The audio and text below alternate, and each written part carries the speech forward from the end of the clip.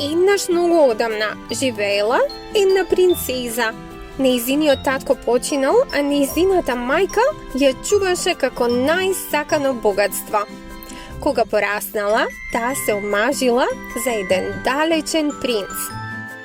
Мајка и подготвила голем багаж, полн со злато, накит и најубави фустани, и дала слугинка која требало да ја придружува на целиот пат се до новиот дворец. Принцезата имала и волшебен коњ кој се викал Фалада и кој за мислата можел да зборува. Пред да тргне на пат, таа добила волшебен прамен коса од една добра вила која и рекла: "Чувај го ова, ќе ти помогне кога ќе ти биде најпотребна." И така, принцезата, слугинката и Фалада тргнале на пат кон новиот дворец, кон далечниот принц, кој треба да и стане сопруг. Принцезата се почувствувала жедна и посакала да пие вода, но слугинката одбила да ѝ даде од водата која што ја пратила мајката. Така принцезата морала да пие директно вода од потокот. Праменот коса ја утешувал со зборови: "О, ако твојата мајка знаеше што ти се случува, многу ќе биде тажна."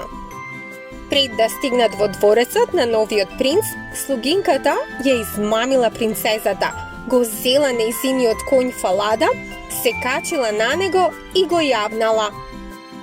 А принцезата ја натерала да ја облече својата обична облека и да се престори во слугинка, додека слугинката самата се претворила во принцеза. Така, вистинската принцеза морала да работи како чуварка на гуските во новиот дворец.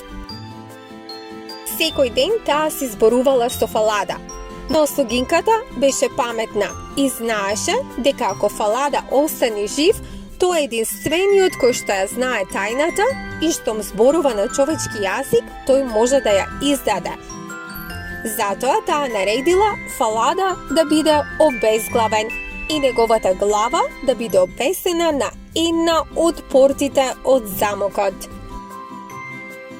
Секој ден принцезата го гледала Фалада, кој бил обезглавен.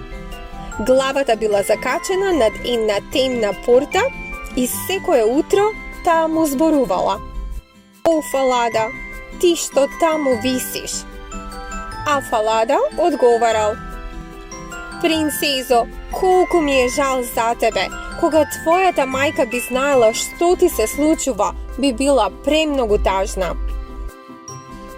После некое време, стариот крал забележал дека нешто чудно се случува тука. Еден ден тој ја посетил принцезата која што се грижеше за гуските, поразговарал со неа и сватил што точно се случило. Тој поверувал во приказната од почеток до крај. Кралот веднаш ја зел принцезата и дал да се облече во кралска облека и сите веднаш ја препознале како вистинската принцеза. Лажната слугинка била казнета, а вистинската принцеза се омажила за принцот.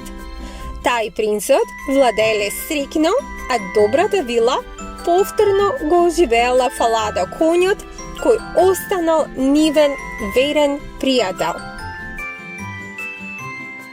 Дечиња, добрината, трпеливоста и вистината секогаш победуваат.